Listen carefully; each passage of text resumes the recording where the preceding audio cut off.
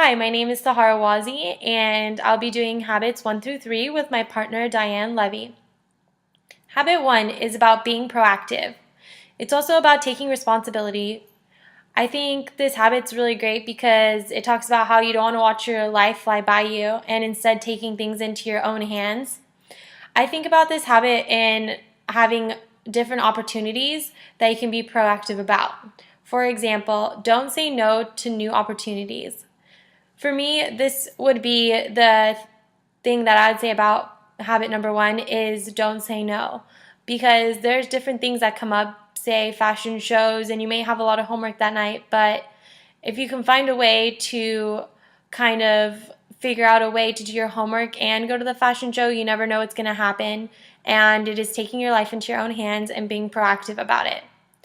I use this example because this actually happened to me once. I had a lot of homework and I didn't want to go to the fashion show, and I ended up going, and I met this lady who I started interning for, and I actually ended up starting to work for her. So this situation, being proactive, worked really well for me.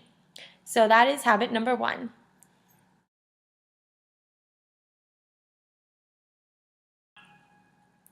Habit 2, begin with the end in mind. This means begin each day with a vision on how that day can shape your life in the future. I believe that if you practice thinking about where you'll be in 5 years from that day, that it will help you remember your end goal and what your purpose is in life. I think that you shouldn't do things that you aren't interested in, or you'll be wasting your time.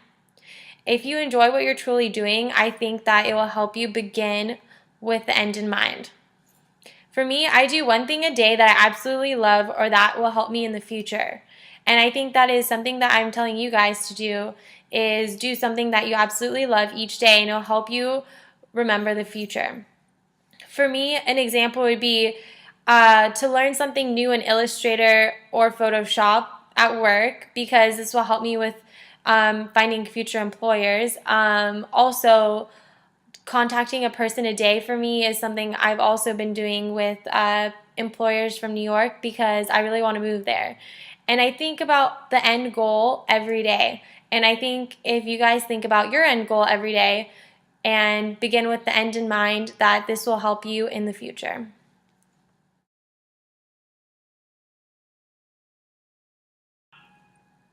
Habit 3, put first things first.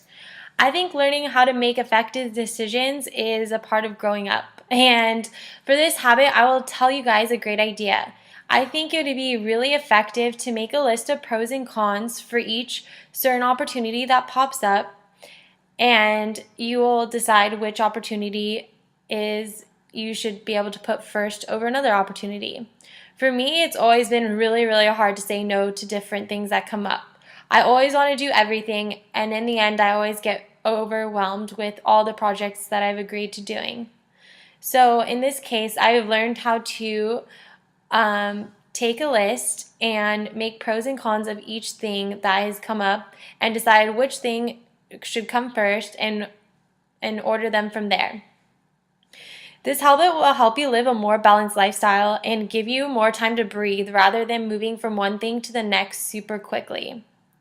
And I truly believe this because I've started doing this with my own plans, because when people ask me if I can do something, I always say yes, and I hate saying no to people. So when you kind of tell them that you can kind of get back to them, it gives you more time to think about it. So for this habit, you need to learn how to put first things first. Hi, I'm Diane, and I'll be talking about habits 4 through 6. So we'll start with habit 4, which is think win-win.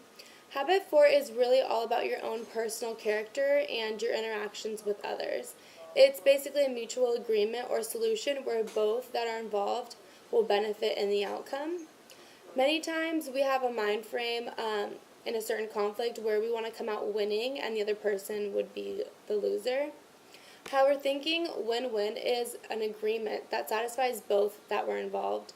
Thinking win-win is something that I will now strive for in my future and in my career. I have noticed that when I help out others, I end up feeling a lot better and that I really did the right thing.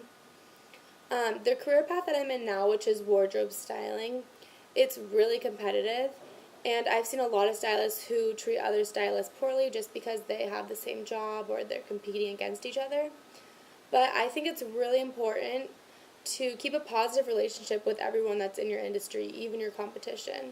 Because in my eyes, this only benefits both parties. There is always a really strong possibility that you're going to run into that person later on, especially being in the same industry, and having a positive relationship with that person is really important. I've also found that this can lead to many other job opportunities in the future and also possible connections.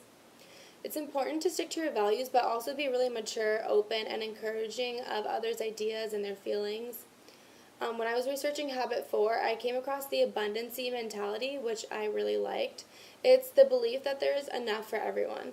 And this is really simple, but it's effective, and it'll keep us from all becoming selfish. The paradigms of interdependence is also something that I feel like we should keep in mind.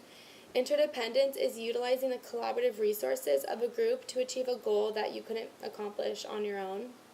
This can be thought of as an investment where you both pay now and gain later. I strongly feel that it's important to maintain your relationships with others. You may have to give up your short-term gains, but you'll achieve your long-term results.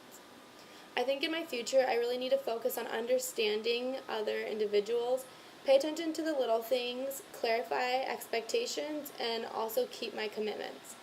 I also need to be sure that I keep my own personal integrity and apologize to others when necessary. Habit 5 is called Seek First to Understand, Then to Be Understood. This is all about communication, listening, and understanding a person emotionally, behaviorally, physically, like their body language, and intellectually. One of my favorite quotes from this chapter that I think really sums up this habit well is this: most people listen with the intent to reply, not to understand. You listen to yourself as you prepare in your mind what you're going to say and the questions you're going to ask. Most people listen with the intent to reply, not to understand. I think that I can use this habit both in my personal and my professional life. In my personal life, I can take these tactics in giving advice to my friends or family. I find that a lot of times my friends will come to me for advice, and they say that they feel like they can tell me anything and I'm not going to judge them. I really like this. I think it's a good compliment because it makes me feel like my efforts of empathetic listening are being seen. A lot of times I will catch myself giving examples of my own life so that I can relate to that person, but instead I need to focus my thoughts on what they're saying and the emotions that they're feeling inside. I can use empathetic listening to show compassion, feeling, and an understanding of someone's emotions.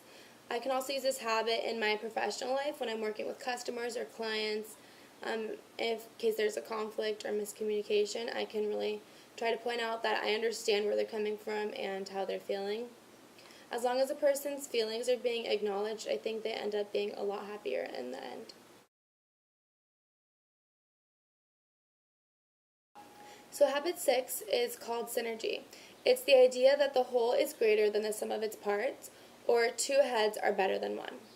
To synergize is the act of teamwork, being open-minded, creative cooperation, and finding new solutions to old problems.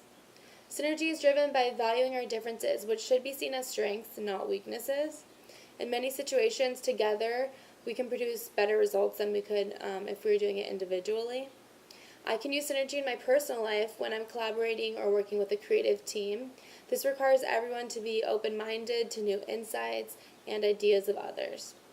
Synergy and communication are both closely related. There's 3 different levels of communication. So the lowest level is characterized by defensiveness and protectiveness, which is kind of how we've been trained to react to certain situations. The middle level of communication is respectful and fairly mature communication. And then the highest level of communication being synergistic communication, which creates win-win situations, like I talked about in the last habit. When people begin to interact together, they're more exposed to others' influences and inspirations. There really is no room for growth if you aren't open to learning. So a few tips that I took out of this habit that I would like to suggest to others. Number 1 is don't take insults personally. Use them as drivers to help you grow. The second one is sidestep any negative energy and always think positive. And the third one is to always look for the good in people.